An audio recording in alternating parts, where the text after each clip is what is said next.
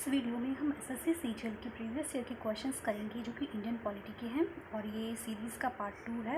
इसमें हम 37 क्वेश्चन जो हमने ऑलरेडी पार्ट 1 में कवर किए हैं, इसमें हम 37 से लेकर 75 तक कवर करने की कोशिश करेंगे। ये वन लाइनर फॉर्म्स में होंगे और इसके बाद मैं ज्योग्राफी के और ज्योग्राफी के और हिस्ट्री के और अदर सब्जेक्ट जो एनवायरनमेंट के जो एसएससी में पूछे गए प्रीवियस में उन सबकी सीरीज़ बनाने की कोशिश करूँगी। सो स्टार्ट करने से पहले I request you to please like and subscribe my channel and let's start करते हैं। क्वेश्चन नंबर 37 है, the mind and the ideals of the framer of Indian constitution are reflected in. Indian constitution को frame करने वालों के mind, उनके mind में और उनकी आइडियोलॉजी क्या थी उस समय जो वो फ्रेम कर रहे थे, वो हमें इंडियन कॉन्स्टिट्यूशन के किस हिस्से में देखने पे पता चलती है। उसका आंसर है प्रियम्बल। प्रियम्बल को देख के हमें पता चलता है कि एक्चुअल में इंडियन कॉन्स्टिट्यूशन में आगे किस चीज़ की बात की गई है, किसके संदर्भ में बात की गई है। नंबर 38 है, what is the basis of classification of governments as unitary and federal. Government का जो क्लासिफिकेशन है यूनिटरी एंड फेडरल में, उसका बेसिस क्या है, लिया गया क्या है, वो है the centre and state relations. Number 39 है, Indian constitution is a quasi federal. Indian constitution जो है क्वासी फेडरल फॉर्म में है।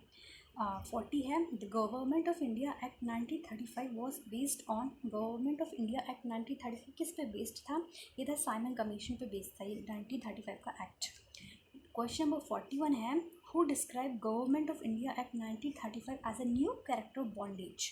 न्यू कैरेक्टर ऑफ बॉन्डेज यानी कि एक नए तरीके की यू कैन से बॉन्डेज, एक नई तरीके की गुलामी जो है इस act government of India act 1935 को किसने कहा था, ये कहा था पंडित जवाहरलाल नेहरू ने।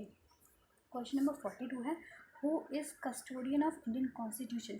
इंडियन कॉन्स्टिट्यूशन का कस्टोडियन किसे बोला जाता है, वह चीफ जस्टिस ऑफ इंडिया को। नेक्स्ट है 49, which of the following judgment said that secularism and federalism are the basic feature of Indian Constitution। वो कौन सा जजमेंट है जिसमें ये पता चला था कि सेकुलरिज्म यानी कि धर्मनिरपेक्षता एंड फेडरलिज्म यानी कि संघीयता, ये दोनों इंडियन कॉन्स्टिट्यूशन के बेसिक फीचर्स हैं। उस केस का नाम बताना जिसमें ये दोनों चीज़ें उभर कर आई थी, सेकुलरिज्म एंड फेडरलिज्म। ये था SR Bommai case versus union of India. Next है 50, universal adult franchise shows that India is a country which is universal adult franchise यानी कि 18+ जो लोगों को वोट करने का राइट मिलता है इंडिया में, वो क्या दर्शाता है, ये दर्शाता है कि India is a democratic country.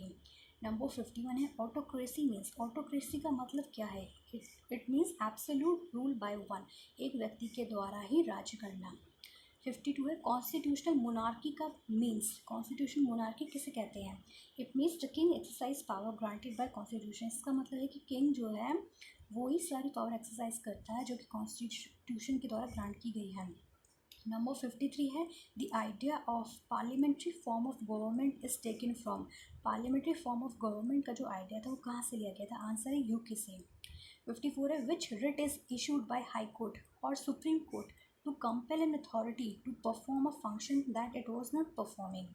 वो कौन सी रिट है जो कि सुप्रीम कोर्ट और हाई कोर्ट इशू करता है एक अथॉरिटी को कि वो अपने फंक्शंस, अपने कार्य को परफॉर्म करे जो उसे करने चाहिए वो, और वो नहीं कर रही है। वो रिट होती है mandamus, writ of mandamus. Next slide में चलते हैं। नंबर 55 है, separation of judiciary from the executive has been provided in which part of constitution. Constitution के किस हिस्से में जुडिशरी को एग्जीक्यूटिव से सेपरेट किया गया है, ये हमें पता चलता है। ये पता चलता है हमें directive principle of state policy में, जिसमें कि जुडिशरी और एग्जीक्यूटिव के दोनों के बीच में सेपरेशन किया गया, उनके बीच में उन दोनों का महत्व बताया गया है। 56 है, bill of which categories can be initiated only in Lok Sabha. Lok Sabha में कौन से बिल है जिनको सिर्फ लोकसभा में ही इनिशिएट किया जा सकता है, वो है मनी बिल। नंबर 57 है, which of the following can court issue for enforcement of fundamental right. इनमें से फंडामेंटल राइट को एनफोर्स करने के लिए कोर्ट क्या इशू करता है, ये है रिट। नंबर 58 है, under directive principle of state policy, up to what age of the children they are expected to be provided free and compulsory education। Number 58 कहता है कि directive principle of state policy में कितनी उम्र तक के बच्चों को free and compulsory education provide करने की बात की गई है, ये है 14 ईयर्स तक की। नंबर 59 है the term secularism was added in the preamble to the Indian constitution by. Indian constitution में सेक्युलरिज्म धर्मनिरपेक्ष जो ये टर्म है इसको हमने किस संशोधन में जोड़ा था, ये है 42nd अमेंडमेंट एक्ट में। नेक्स्ट स्लाइड है नंबर 60 क्वेश्चन है which of the following writ or orders of the high court supreme court is sought to get an order of an authority quashed. वो कौन सा रिट या order होता है जो कि हाई कोर्ट या सुप्रीम कोर्ट इशू करता है किसी अथॉरिटी का जो डिसीजन है उसको क्वेश करने के लिए, यानी कि किसी अथॉरिटी ने कोई डिसीजन और कोई ऑर्डर जो है दिया है उस ऑर्डर को हमने क्वेश करना नलीफाई करने के लिए किस रिट को हाई कोर्ट सुप्रीम कोर्ट करता है इशू, ये है सर्ट्यूरारी और स्टिटोरी। नेक्स्ट है 61 civil equality implies. Civil equality किसे कहते हैं, इक्वालिटी ऑफ अपॉर्चुनिटी को। 62 है इंडियन पार्लियामेंट कैन रीनेम और redefine the boundaries of a state by. Indian parliament जो है किसी स्टेट की बाउंड्री को रीनेम कर सकती है या फिर रीडिफाइन कर सकती है, उसके लिए उसे कितना बहुमत चाहिए होता है, उसके लिए आपको सिंपल मेजॉरिटी चाहिए होती है 51%। नंबर 63 है which of the following writ of high court supreme court is short to produce in the court a person suspected to be missing in custody. वो कौन सी रिट है जो कि हाई कोर्ट और सुप्रीम कोर्ट इशू कर सकता है किसी व्यक्ति को जो कि कोर्ट में प्रस्तुत करने के लिए कि वो बंदा कोर्ट में आए, वो होता है habeas corpus. Habeas corpus writ issue करके किसी व्यक्ति को कोर्ट में प्रेजेंट होने के लिए कहा जा सकता है। नंबर 64 है for which bill the president must accord his sanction without sending it back for consideration. वो कौन सा बिल होता है जिसके लिए प्रेसिडेंट को पहले अपनी सहमति देनी पड़ती है, उसके बाद ही वो जो है दोबारा उसको रिकन्सिडरेशन के लिए यानी कि पुनर्विचार के लिए वापस भेज सकता है, वो है मनी बिल्स। नेक्स्ट स्लाइड में चलते हैं 65 where in the Indian constitution has economic justice been provided as one of the objective. Indian constitution में इकोनॉमिक जस्टिस को as one of the objective कहाँ पर बताया गया है, वो है डायरेक्टिव प्रिंसिपल्स में। नंबर 66 है the Indian constitution recognize minorities on the basis of. Indian constitution जो है माइनॉरिटीज़ को किस बेसिस पे रिकॉग्नाइज करता है, इसका आंसर है percentage of the population of the group to the total population, यानी कि उस ग्रुप की जो लोगों की संख्या को टोटल पॉपुलेशन से का जो प्रतिशत होती है उसके बेसिस पर माइनॉरिटीज़ को डिटरमाइन करता है इंडियन कॉन्स्टिट्यूशन। नंबर 67 है a writ of mandamus can be issued by the Supreme Court to an official to perform public duty। writ of mandamus जो है सुप्रीम कोर्ट एक ऑफिशियल एक अधिकारी को इशू करता है कि वो अपने फंक्शंस को परफॉर्म करे जो वो एक्चुअली में नहीं कर रहा है, जो उसे करना चाहिए। नंबर 68 है how many fundamental duty are describes in Indian constitution. Indian constitution में कितनी फंडामेंटल ड्यूटीज़ डिस्क्राइब की गई है, आंसर है 11।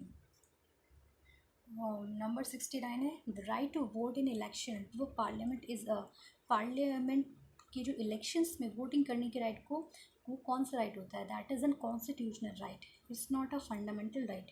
नंबर 70 है the fundamental right in our constitution are taken from. हमारे कॉन्स्टिट्यूशन में जो मौलिक अधिकारों की बात की जाती है वो हमारे कॉन्स्टिट्यूशन में कहाँ से लिया गया है, वो लिया गया है यूएसए से। नेक्स्ट स्लाइड में चलते हैं। Under the constitution the power to issue writ of habeas corpus, जिसका भी हमने डिस्कशन किया था कि हैबियस कॉर्पस किसी व्यक्ति को इशू किया जाता है कि वो कोर्ट में प्रेजेंट हो, ये रिट जो है कौन इशू कर सकता है, ये है both supreme court and high court both can issue this writ of habeas corpus. Number 72 है the writ for the enforcement of fundamental rights are issued by. Fundamental right को एनफोर्स करने के लिए जो रिट है वो कौन इशू करता है, वो करता है सुप्रीम कोर्ट। नंबर 73 है by which mode can citizenship B acquired. हम इंडिया में नागरिकता कैसे ले सकते हैं, एक है बाय बर्थ, बाय हेरिडिटरी और रजिस्ट्रेशन के द्वारा। ये 3 मोड हैं जिसके ज़रिए इंडियन सिटीजनशिप लिया जा सकता है। नंबर 74 है in which case supreme court held that fundamental rights are unamenable. किस केस में सुप्रीम कोर्ट ने बोला था कि फंडामेंटल राइट अनअमेनेबल यानी कि उनको संशोधन नहीं किया जा सकता, फंडामेंटल राइट में कोई संशोधन नहीं किया जा सकता, ये सुप्रीम कोर्ट ने किस केस में बोला था, ये सुप्रीम कोर्ट ने बोला था Kesavananda Bharati case. Number 75 है directive principle in our constitution are non enforceable in the court of law. Directive principle जो है हमारे कॉन्स्टिट्यूशन में वो नॉन एनफोर्सेबल होते हैं कोर्ट ऑफ लॉ में, इन द कोर्ट में उनको एनफोर्स नहीं किया जा सकता है जिस तरीके से हम फंडामेंटल राइट को एनफोर्स कर सकते हैं। सो ये थे 75 हो गए हैं दोनों सीरीज़ में। देखिए हमने 10 मिनट में टोटल 75 क्वेश्चंस कंप्लीट कर लिए हैं जो कि प्रीवियस ईयर एसएससी में पूछे जा चुके हैं। आपको ज़रूरत नहीं है पढ़ने की, just need to watch this clip and you just need to give your 10 minutes and you can learn 75 MCQ जो कि प्रीवियस क्वेश्चन में पूछे जा चुके हैं और जो दोबारा पूछे जाने की संभावना है। सो प्लीज़ वीडियो को लाइक करिए, सब्सक्राइब करिए ताकि मैं ऐसे हिस्ट्री के और ज्योग्राफी के, एनवायरनमेंट के, साइंस के, टेक्नोलॉजीज़ के, इन सब के वीडियोस भी आपको दूँ। प्लीज़ सब्सक्राइब, लाइक करिए। Thank you so much. Thank you for watching and have a nice day.